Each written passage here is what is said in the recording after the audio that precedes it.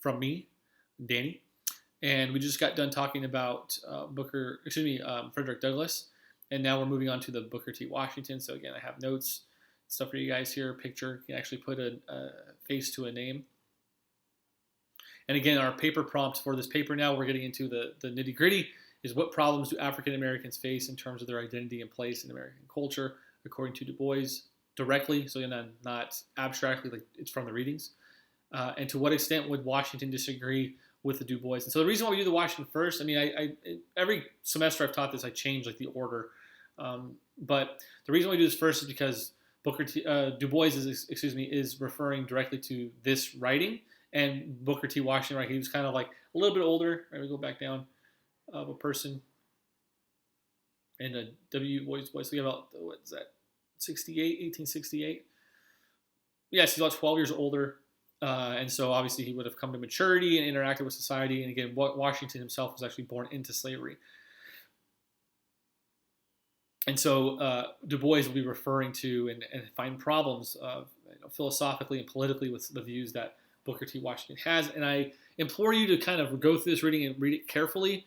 Both of the next two readings are kind of like life accounts. And so you might get lost. You might kind of go like, well, they're just telling me about their life. But there's essentially messages. You got to kind of read in between the lines with these readings. They're trying to tell you something about how to overcome slavery, how to overcome civil rights abuses, how to be a successful American in the Black American context. What are the kind of problems that the Black community faces in this post-Civil War time? And they don't go, point one, here's a problem, right? They're just kind of going like, here's my life experiences. Here's the pushback I experienced. And again, I think what I have found interesting about these readings and teaching them is that, to me, we still have these debates now. We've gone from these kind of abstract things about, say, democracy and the Greeks and these kind of abstract problems that we still deal with in America today. But this is something we are really directly dealing with today, right? That the rhetoric that many social justice activists are using currently are the language and the ideas and the motivations that the next two thinkers are sharing, right? So we have Up From Slavery from 1901, and you have my kind of preamble, right? So he goes, the next two readings are not formal addresses to an audience meant as a direct political call to action, as in the Douglass reading, right? So again, Douglass was imploring people to kind of like move towards abolition by demonstrating this kind of hypocrisy in the white community, mainly, right, at the time. Rather, in the Washington and Du Bois reading, both are giving personal accounts of their lives. And these accounts are meant to provide others, I think, in their time, both Black and white Americans. But now anyone can draw useful feedback from these works with insights to the Black American experience in a post-Civil War U.S. Then both men draw allusions to their life experience in explaining the justifying their broader socio-political goals and philosophies. Maybe you could add economics there too. Obviously, I just kind of said that in a less formal way. As I understand Washington's positions from our readings, he is much more concerned with newly freed Black Americans in the South attaining the necessary skills to provide for themselves, right? So kind of this kind of autonomy, gaining independence in a real sense. And so the big difference to pay attention to between the next two thinkers is, I think, Washington's focus on, say, economic skills and economic freedom. So again, if I have money in my pocket, if I have jobs, I can even maybe sidestep some of the civil rights problems that are rampant, right, from his perspective. And this obviously is what Du Bois is going to criticize him for. Washington means people ought to attain skills through education that will make them economically valuable and able to be truly independent of others, right? So again, we're all dependent on farmers. Do I want independence? I farm for myself, right? So again, if I learn agricultural skills, then I'm much more free in another way. Although we're going to get to these sophisticated social arguments about division of labor, and so it's like, well, I'm free, but now I'm always a farmer, right?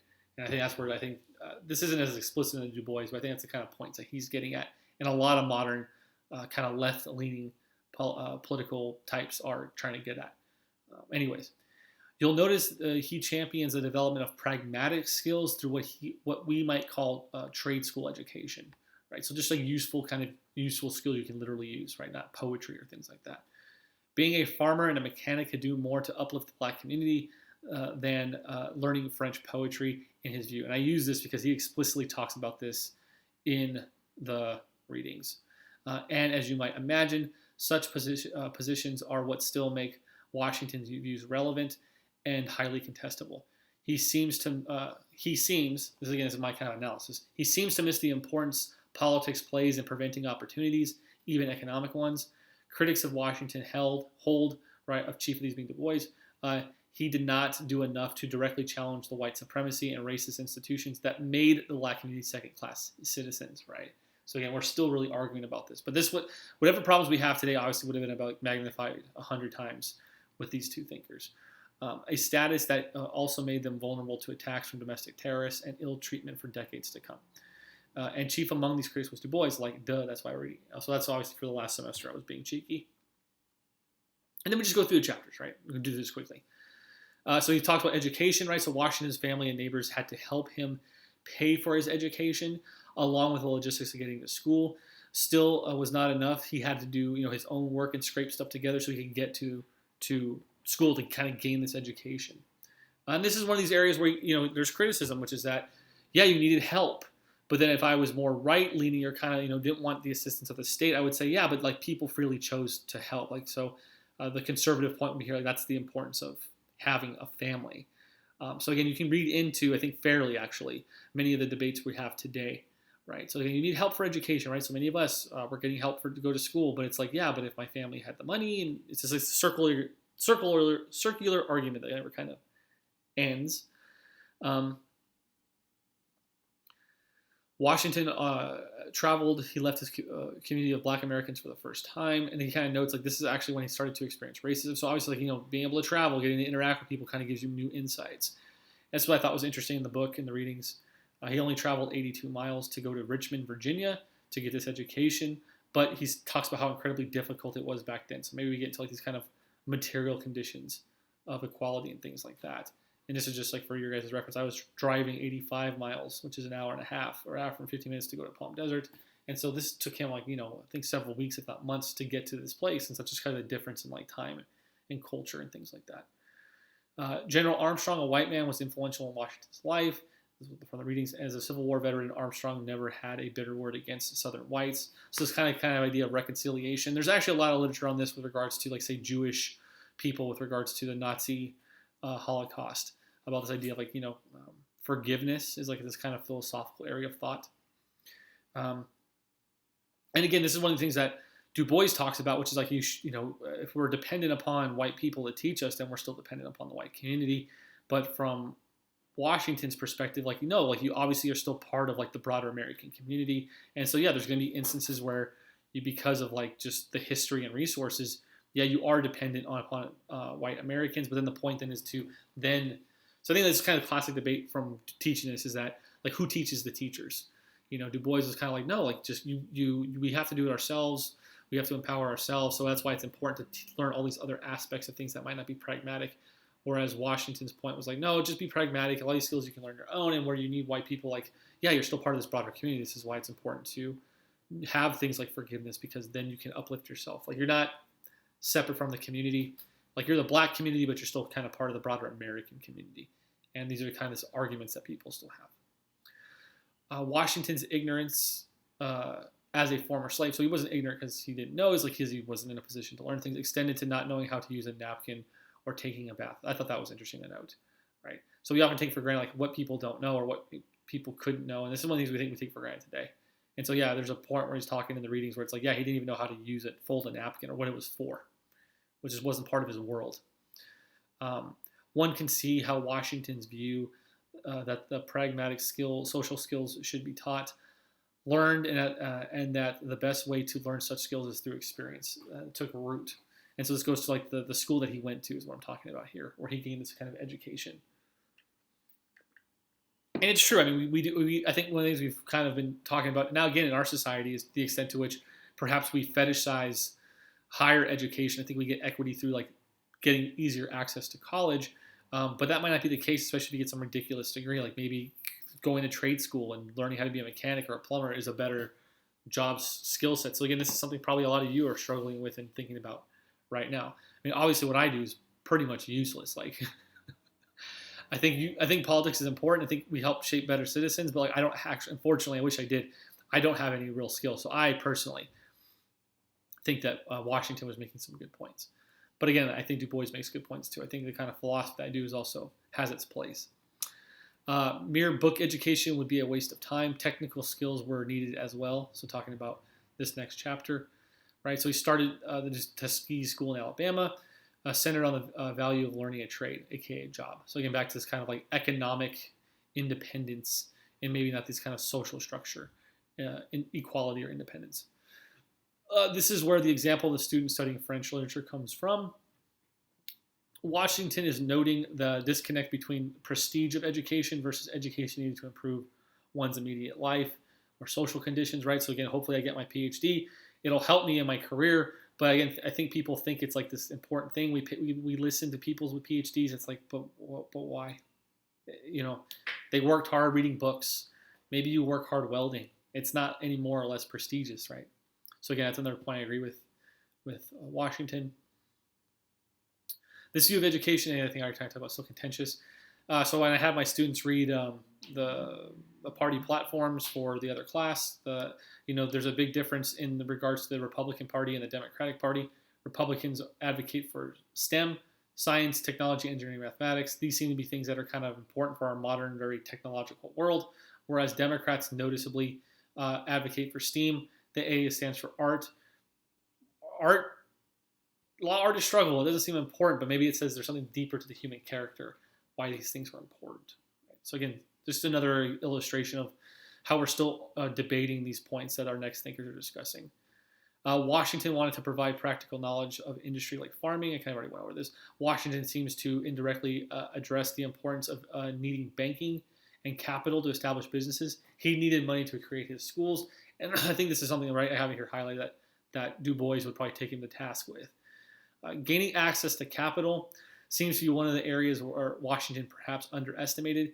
This has been a source for his critics to point out the importance of political organization needed to combat unequal treatment from racist financial institutions.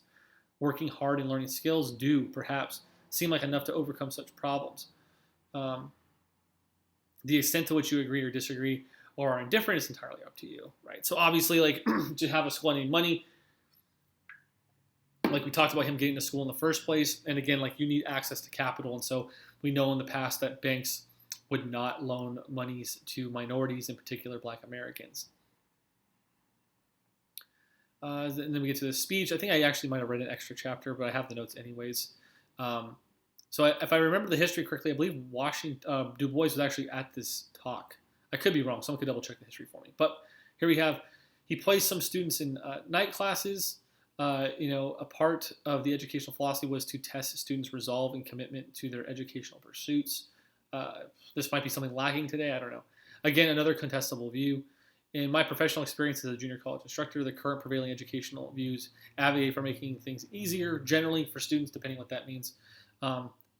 So again, like, there used to be tests that you have to kind of get like your classes assigned.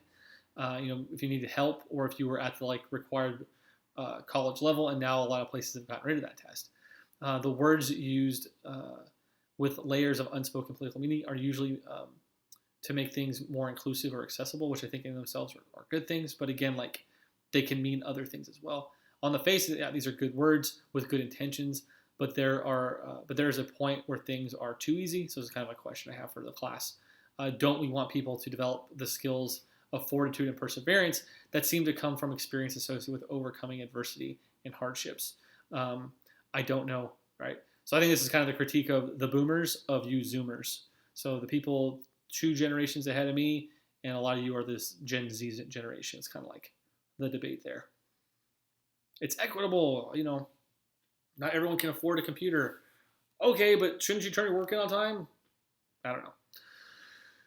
Here's a quotation. I early learned that it is a hard matter to convert an individual by abusing him, and that is more often accomplished by giving credit for all the praiseworthy actions performed by calling attention alone to all that the evil done. So this is part of the logic Washington utilized as his reasons for not criticizing the broader white Southern society in the mistreatment of Black Americans. People do not like to be criticized. It's kind of like an obvious intuition. You can disagree. Even when they are wrong, Then having a group of angry people to deal with, especially the majority, seems to make accomplishing social goals much more difficult. I mean, I think he's right about that, but doesn't he's correct about the assessment. This is a pragmatic approach grounded in reality. It's not idealistic. So again, even echoes of Machiavelli, like Washington is far less idealistic than perhaps Du Bois is. The morality of the social issue under consideration for Washington are not the focus.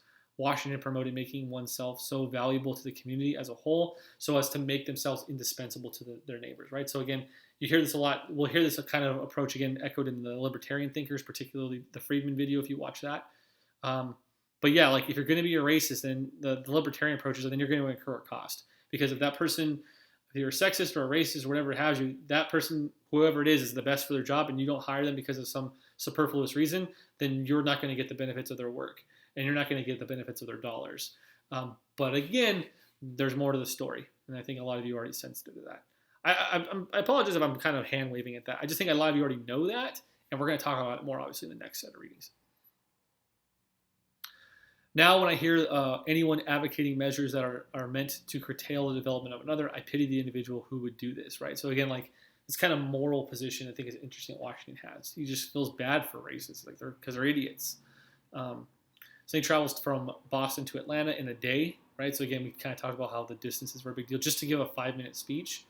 And again, Washington, if you do the math, he died pretty young. So you have to think like, did a lot of this kind of like work he put on himself contribute to his early death?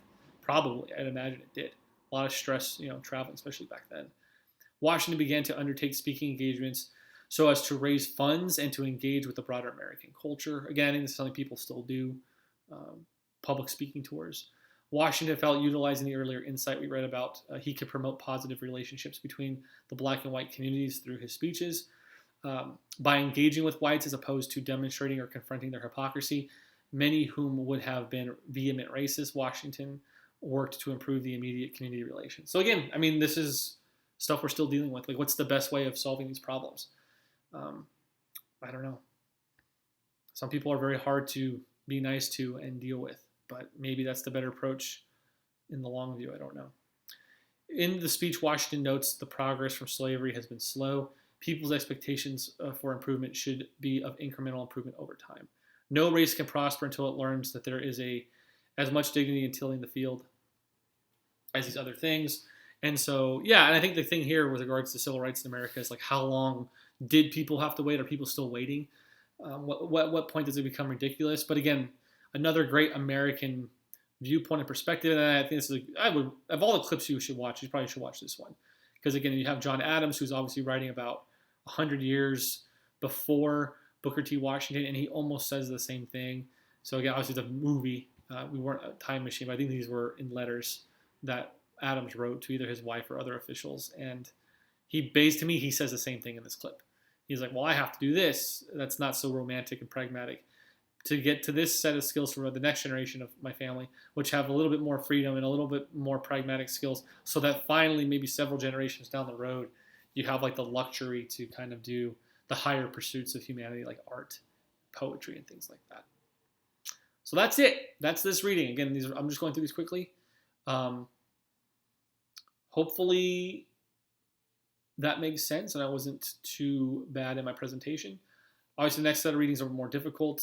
You'll want to make sure you understand and read Double Consciousness and find videos on that for Du Bois, but I will talk about that next. So see you in a few minutes for me, whenever you guys see this video in your own time. So see you later.